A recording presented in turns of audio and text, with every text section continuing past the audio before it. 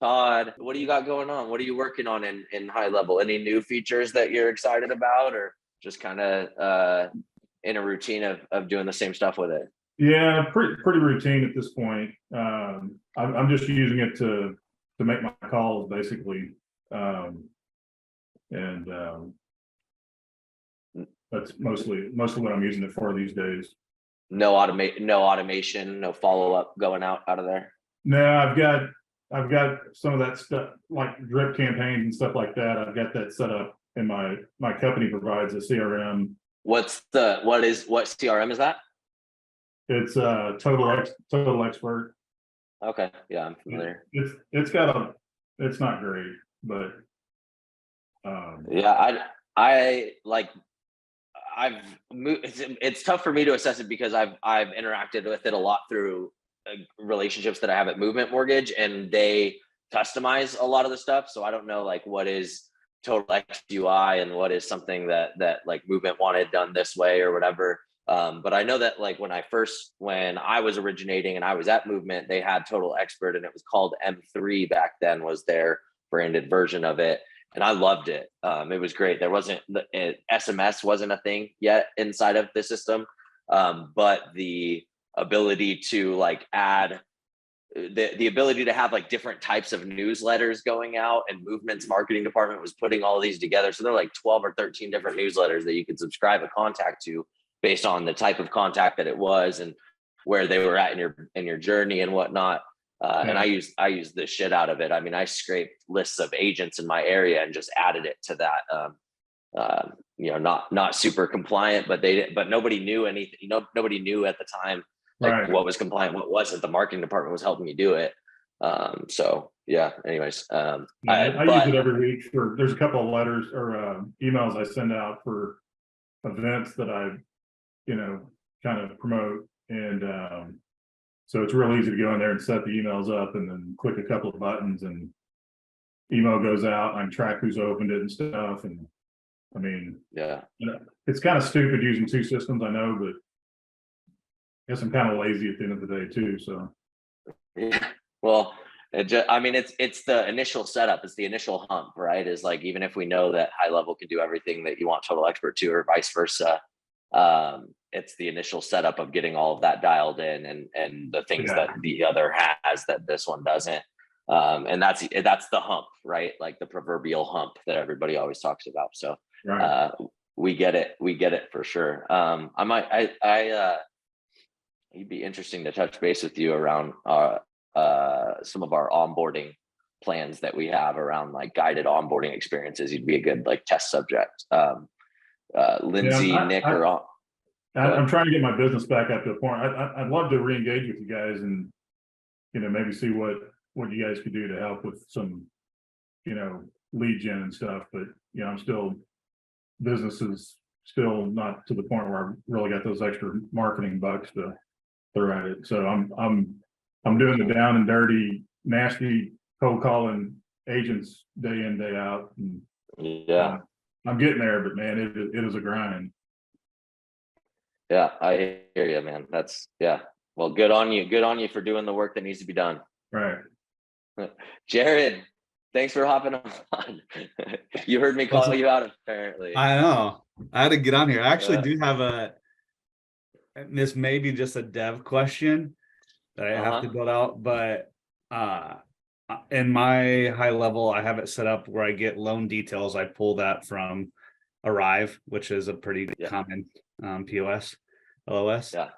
But I'm running into an issue when I have one client that has multiple loans. So unlike Salesforce, other places, there's not like a loan object, right? So it's just all going into the contact.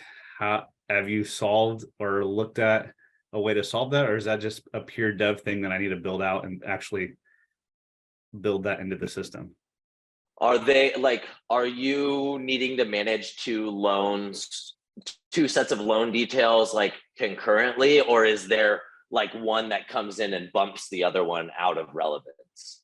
Concurrently, so like, let's say someone does two loans on investment properties. right? And I want to be able to go back in high level and have a smart list that says, okay, when rates drop, I have the rate in there. I want to be able to do a marketing to these loans. Yeah. Right. And right now it's I would, yeah, it replaces it. And and see, this is like, this would all be solved in high level with custom fields at the opportunity level. Like if we could create as many fields that we associate to the opportunity as we wanted, then we could make those opportunities represent a loan and associate the loan details with the opportunity card and not with the individual, right? But that's not how it works right now. I assume that will be within the next 6 months to a year, just based on how quickly they're doing everything else. But for right now, the solution that pops into my head, if you have this happening often enough to warrant a solution, most of the people that I talk to, like most of the loan officers I work with, don't have investors that have multiple loans, like the same investor, right? And I get this scenario, and usually when you're in that niche, you're going to have a lot of business like that. So I would almost think custom fields. It seems a little sloppy when I explain what would have to go into it, but based on the UI of high level and how you can group fields into folders, you could have a loan number 1 folder, a loan number 2 folder, a loan number 3 folder, right? And go up to the maximum that you want to support. And then just have, like, you're going to have to also differentiate in each field, right? 1 dash interest rate, 2 dash interest rate, 3 dash interest rate. Yeah. But then you could set up automations that monitor those fields and all of your workflows and everything like that. It wouldn't be hard for anything that you were doing for one to repeat with the other ones. It's just that initial setup that's not the cleanest. But if I was trying to solve the problem, that's probably how I'd go about it. Okay. Yeah, I think I may just have to build that behind the scenes and have some dev to where I just replace, just some custom coding in there and just replace some of the actual coding. Yeah, I'd be interested to see how a dev would do it. I mean, typically, like, I can identify like a path to being able to do it, but when you're talking about like their internal database structure is what determines like your ability to access these fields and stuff like that, unless you added another layer on top of high level that was like your own SQL database that had associations with the objects inside of high level. I think you could probably do it that way, but it'd be fun. It'd be a challenge for sure. I think you'd have to do it the way you described, but just hide those folders somehow, right? Like not display them, which you could do, right? Oh, I see what you're saying. Yeah. Then, so you hide all that. So you only show loan number 1 in the contact itself. Yeah. Or only show the ones that have values in it, which high level already does though, right? I mean, if we go in there, you can check that box that says hide empty fields, and then you're only going to see technically the ones in there. I don't know. Either way, I think that like the implementation lies behind the scenario that we talked about. So like if we go in and we do those folders and those fields, then any way that you want to change the way that presents is an afterthought. That's easy. You're right. I mean, that's like custom coding that piece that's going to be no problem. But actually solving the problem of being able to store fields of value that are associated with an opportunity card, that, like I said, the only thing that you could do that I can think of is somehow layer your own database on top of it. So not only would you have like a database outside of it that says opportunity ID, and then here's all your fields and their values, but then in order to access that inside of high level, you'd have to be running scripts in high level that go and look at those fields and populate them for you. So it's doable, but it would be a lot. It'd be a big undertaking for something that I think they'll solve within the next 6 months or so. Yeah, you have a lot of latency with that too. Yeah. So yeah, I think the only issue then is just the Zapier connections to say, does it go to loan 1 or loan 2? Oh, correct. Right. So that would just be solved with an ID, a loan number field in each. So loan 1, loan number, loan 2, loan number, loan 3, loan number. And then you'd use that loan number as your identifier to go, okay, if it's this, then come in and update that set of fields. Okay. Yeah, because I could just build that in Zapier then. If this field is not empty, already has a loan number, then go to loan number 2. Right. Exactly. Yep. Yeah. No, not a fun one. I like I said, the question comes up often, but it's almost always in the context of like, oh, I have like this file didn't go this far, and so now we have a new file, or like I closed a loan with them in the past and now we're refining where it's like the old loan details don't really matter, so you just overwrite that. But Yeah. when you have loans running concurrently, I mean, you got to have all that information, obviously. Yeah. Well, Cool. if I think of something else, why I don't want to cannibalize all the time, but if someone else does come up with something, I'll Come throw up with something else. Yeah. Appreciate it. Manny hopped on, and Manny wanted a little bit of information on like user permissions and whatnot in the group. So I'll give him a shot. I think Christian just unmuted himself too. What's up, Christian? How you doing? I'm good, man. You guys heard what you guys are talking about. We were actually talking about that last week, me and you. You know, Yeah. in that same situation. So that'll be cool. I'd love to dump Django once this thing gets rolled up. I think Django will just kind of. It's too tough to do anything in there, man. You know, it's painful. Yeah. So, yeah, man, I love the idea of the whole opportunities. If we get that rolling, man, then we got what we want out of it. You know, so. Is that one of the big hangups for you in switching from Django? Is that like the ability? You seem like you like, based on our conversations before, you probably do some investor business, people with multiple loans, that kind of situation. Oh yeah, right? Yeah. A lot of times, yeah, we have a lot of multiple loan people and things like that, and you know, it's yeah. And so there's opportunities. I'm actually working with 360 SMS right now, and they're really a big pain in the ass to work with. They're taking forever to build it out. I mean, it's working on it for like a year, I think. And that's just a plug-in for Jungo or Salesforce. Yeah, it's their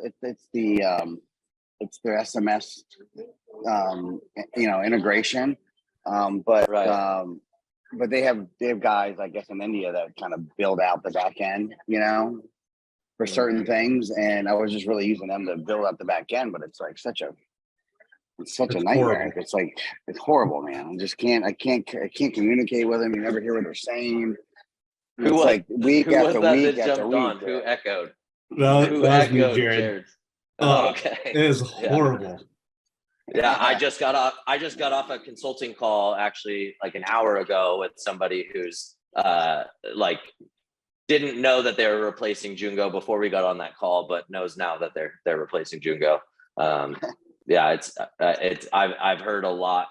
I've heard a lot of people that have been in their annual contracts that are not, like, their contracts are coming up and now they're evaluating their options, and it's tough to justify another year.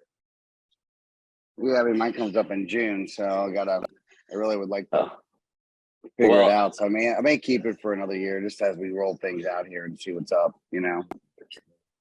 Jared and I can talk, or all three of us can talk offline, depending. I mean, I'll talk to Jared about how serious he is about the solution that I suggested, and if he wants to explore any other options, and if we want to try and tackle that, then we can loop you into that process as well, and just kind of let you know how we're approaching it, and when it comes to updating those loans coming from Arrive, if we have a solution for that, let you know about that.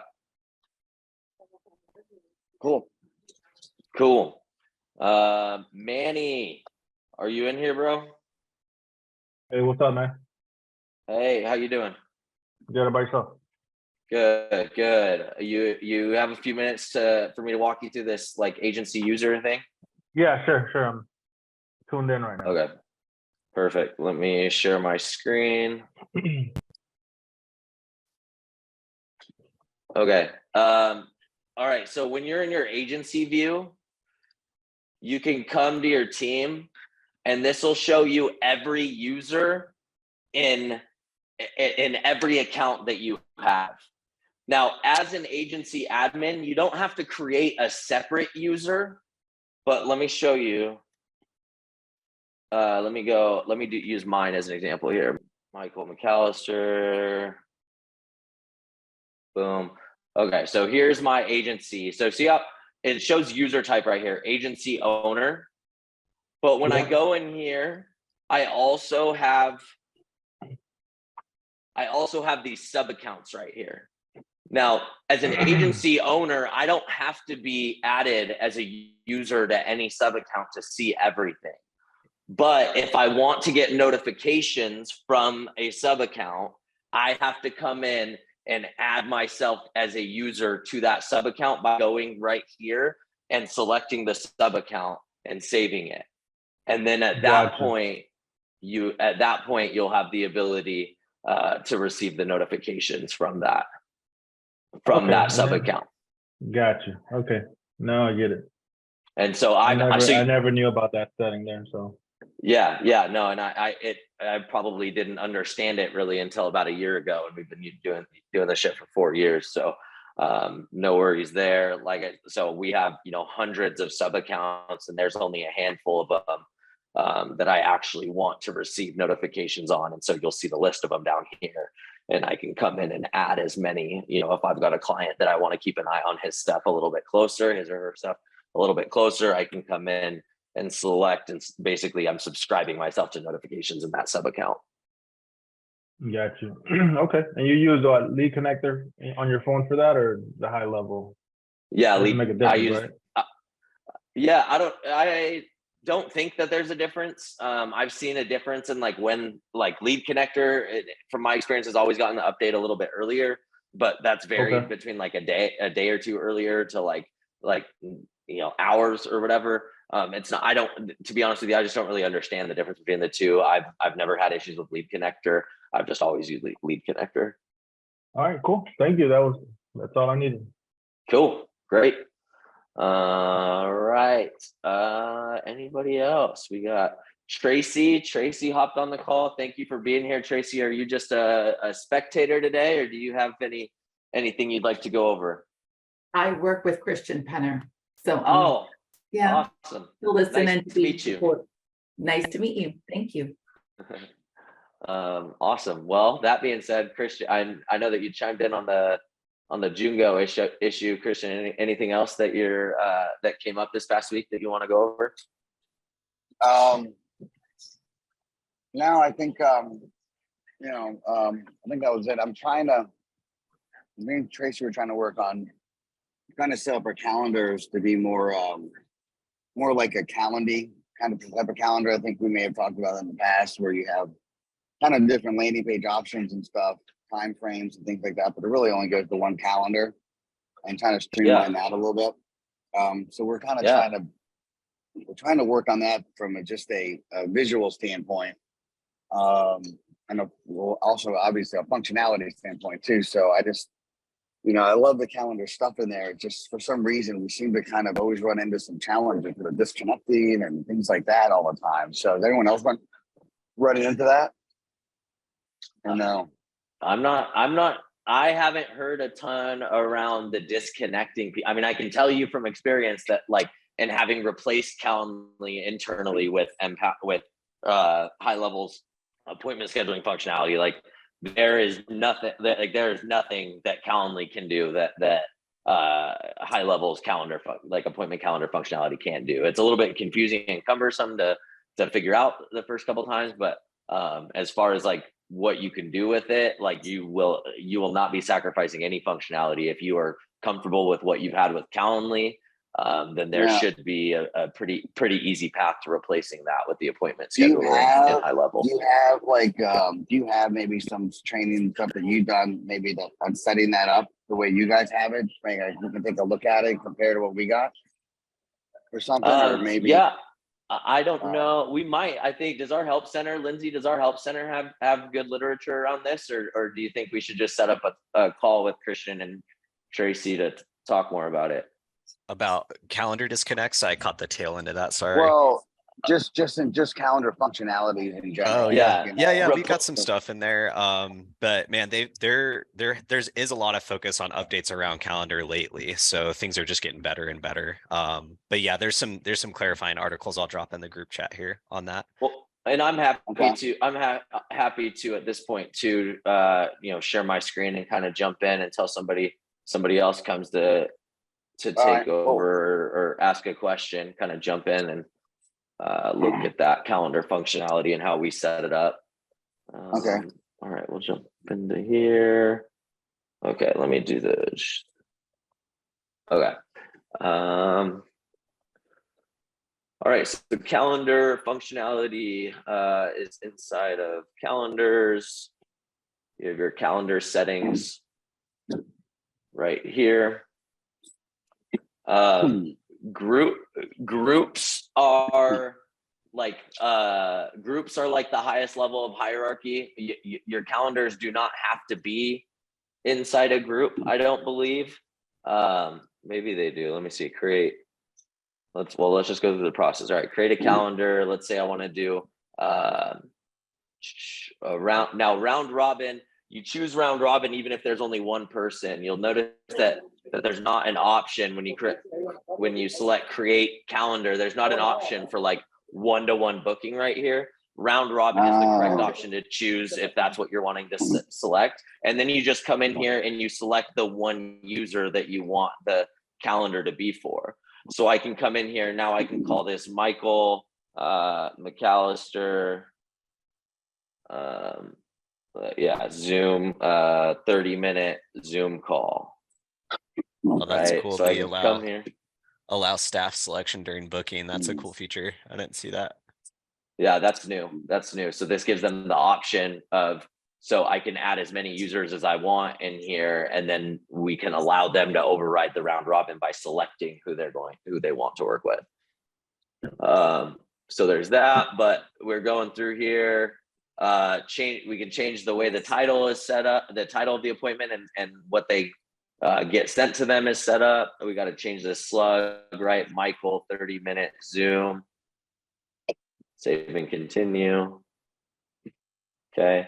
So I select all of this. Now, none of this is the configuration of where you link your calendar to make sure that it references your actual calendar. Christian, Right. Are you using Outlook or G Suite or I am. what do you Outlook. use? Outlook. Okay. But this, So that- what and then your is the- function, what you're setting up here is really, I know how to connect them. This is really what we're looking for, is how to set it up the right way to do. So with the, with the picking of people and around robins and all that, so this is making a lot of sense to me now. So. Cool. Yeah, two different sections, and it's kind of confusing because like what you just explained is that you had half of the equation and not the other half, and I was going through the other half, getting ready to reference the half that you already have. So anybody that's watching this know that it, like, there's two steps to this process. There's configuring your appointment calendar the way that you want to configure it, and then there's syncing that to your actual calendar so that it populates events on your calendar and reads your calendar for your availability, so that when you're going throughout your day and you schedule a call with an agent that you meet out and about, now it'll stop somebody else from scheduling that time slot going forward. Cool. Does anybody have any questions around calendar functionality or like the appointment, like being able to replace Calendly? Anybody in here like still using Calendly and not know their path to getting rid of that, like extra $20 a month or whatever? Yeah, right. And not only the $20 a month, but just the pain in the ass of like one more thing to log into. Yeah, I'm with you. Are there any, like, on the setup that you're doing right now, is there, let's see something here. All right. When you were setting that up, like the group thing, so like you were saying, you don't have to necessarily set up a group, but you could set up a group where you could have it everything run individually and bypass the whole group altogether, right? Yeah. So the advantage of doing a group would be like being, how in Calendly you can either send people directly to an event, or you send them to your booking page that has all the different appointment types that you have. So they can choose between 30 minutes or 60 minutes, or, yes, depending on what you have set up, they can choose between Zoom or in person or whatever. That's your group functionality. So you layer any that you want to group together on a landing page or in a booking experience, you can put inside of a group. but you don't necessarily have to have that to be able to just create your calendar and come in here, get a link to that specific calendar and send it out. Okay. Sweet. Yeah. Cool. Da, da, da. Roy Michael, asked on face. oh, you got it. Oh, no, go ahead. Oh, were you Roy asking about connecting Outlook with High Level Calendar? Yep. So yeah, the answer to this is yes. However, it's yes, but, and the but is, but if your company has, if you work for, you know, a larger retail lender with like strict IT restrictions, there's a good chance that you won't be able to get the access that you need to have that two-way read-write privileges. So Roy, in your case specifically, Fairway, I know that they don't have that ready to go for us, and that's one of the things that we would need in order to be able to create that two-way integration, is for them to basically authorize that. And I don't know if they can authorize that on like a per account basis, or if they would have to do a blanket authorization. Either way, it's probably something that they could do without jeopardizing what they think that they're jeopardizing. But IT departments in the mortgage industry are about 20 years behind. So that is what it is. But yes, you can set up two-way sync. You can even set it up. You can even set up an Outlook where you have two-way sync with your email inbox, and it captures your emails coming in and your emails going out. They have that level of sync with Outlook at this point. But again, if your company has it restricted in any way, odds are you're not going to have automatic access to that, and we'll have to go through some sort of approval or request process. Christian, I don't know if you look in the chat at all, but Lindsay dropped a couple direct links to like our help center articles about this, or about calendars. Yes, I saved those for him. Perfect. Excellent. Thank you, Tracy. Thanks. Yeah, it was that's awesome, man. I'll check that out. Cool. Awesome. Glad we could help. Jared said great stuff as always. He's got to jump into another meeting. What else we got, guys? This is good. This is awesome. I have so a question. Like Yes. when you're setting up your Google ads and putting them into the map section, from using that extension, is anyone else in here doing that, or using that functionality? I find that those are the best ads that I run. I've tried everything, spent, hundreds of thousands of dollars, running ads, and that the map ads to me always seem to get me the most qualified type of people, So I just want to make sure that, I have mine set up, but sometimes I see them in the when I kind of do an incognito search. Sometimes I see them in the map section, sometimes I don't. And it probably has to do with budgeting and timing and stuff, for the most part, I Right. would think. But maybe if you have, you could maybe run through maybe your how you set those up, and what's the best practices that you guys do. Are you initiating these inside of Go High Level?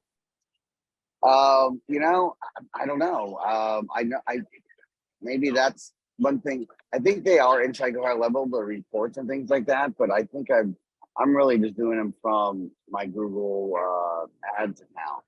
But I'd rather do them from inside Go High Level if it's better or easier.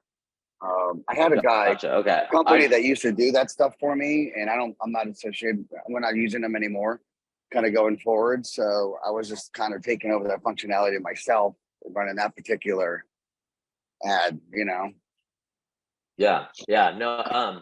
We actually don't do anything around the like maps portion of the ads. So my understanding is that you could do that if you have a Google Ads account. You can basically link your Google My Business profile to that ads account, and then by doing that, you unlock the ability to run these like location service ads. Is that right? Okay, I've done that. Yep, I've done that already. I think so. Yeah. So as far as like when or how often they're seen, what kind of budget are you spending at this point, like per day? Check. I think I put in there like $50 or something. And then like a day. I have a time frame from like, I think we run it. You gotta look and see the timeline, but I run it really during like obviously working hours, because I find most people are calling rather than filling out forms, and Right. And and I want to be able to, pick up the phone, and answer it and take their call. I think people on social media will fill out forms. People on Google want to talk to somebody. There's a pressing issue or question that they've got, right? So I find those are really good calls. I think that I want to clarify, just because they're like, you're highlighting an area of Google that we don't do a lot with, and it's interesting to me that you've had a lot of success with that area, because I would argue that people won't search the Google Maps section if they're not serious about talking to somebody right there, 110%. But people go on and people won't search mortgage loan officer near me, or best mortgage company, or best mortgage rates in Idaho, or whatever. People aren't going to search that unless they're really serious, and they probably want to talk to somebody on the phone right away. But 90% of, I would even say more than that, 95% of leads that are generated on Google are generated higher up in the funnel than that, because there's such low volume of what you're talking about. So first question I would have is are you actually spending $50 a day with that? And if you are, is it on 3 or 4 clicks at $15 a click, or is it on is there a decent volume of clicks going on? Because that's just not typically the way that people search on Google anymore. When people are searching on Google, they're searching not to find a salesperson to talk to, or to find a loan officer to talk to. They're searching, how much house can I qualify for? How much down payment do I need on a X amount house? Or what are interest rates on an investment loan with 20% down? Like these long tail searches that don't actually pull up the maps results that you're talking about, because that is a more of a information based search. And so that is our strategy with Google Ads Management. I'm super interested in what you're doing, because like I said, it's kind of a blind spot for us. If that works well for you, awesome. We should be checking it out. Yeah, maybe we set up a time when I can have you look at my ads account and see how it's set up, and then maybe give me some recommendations, or you guys may see something, but yeah, I'd be into that. Cool. Well, I'll reach out to you after we get off the call to set up a time between that and the multiple loan thing that you're having with Salesforce. I think it'd be good for us to hop on a call, and I can explain to you a little bit more like the logic that I'm talking about, and the difference between what you're doing on Google and what we're doing on Google. It's different in so many different ways. It's not like it's comparing apples and oranges, really, is the point that I'm trying to make. So to get to a point where I understand enough about what you're doing and why you're doing it to be able to add value there would be great. Awesome. I love it. That'd be perfect. Cool. Awesome. All right. Yeah. Google Maps. That's interesting, because we do have some clients that I think would be down with that.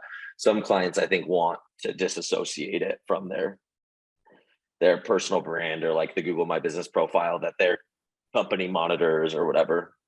But we have a lot of clients that would love to see those paired together. Link.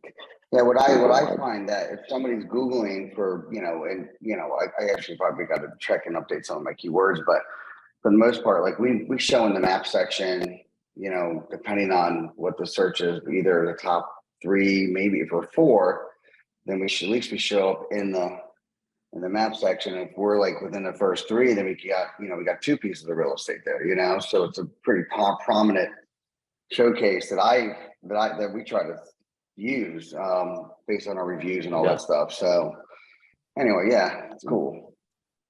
Yeah. No, I could see how that would be insanely valuable. I mean, even just when the short time that we had our brokerage open a couple years ago, we hammered 20, 30 reviews from past clients of mine in the very beginning. And for a year that paid dividends of just calls on Google My Business, and we weren't running paid ads. That was just organic. So I know, I know that based on my knowledge of Google Ads, the fact that you're sharing that with me, and I don't have any not recollection, but I don't have any experience in that area. Like I know for a fact that that's probably a blue ocean right now. There's probably not very many people doing what you're doing because Quicken Loans can't run those kind of ads because they don't have an office. Like, you know, unless they do it anywhere they have a sales center or an ops center or call center, cool, they can do that in 4 or 5 markets. But for most of the country, that's something that a loan officer can do that Quicken Loans can't do. And I could see that being really valuable.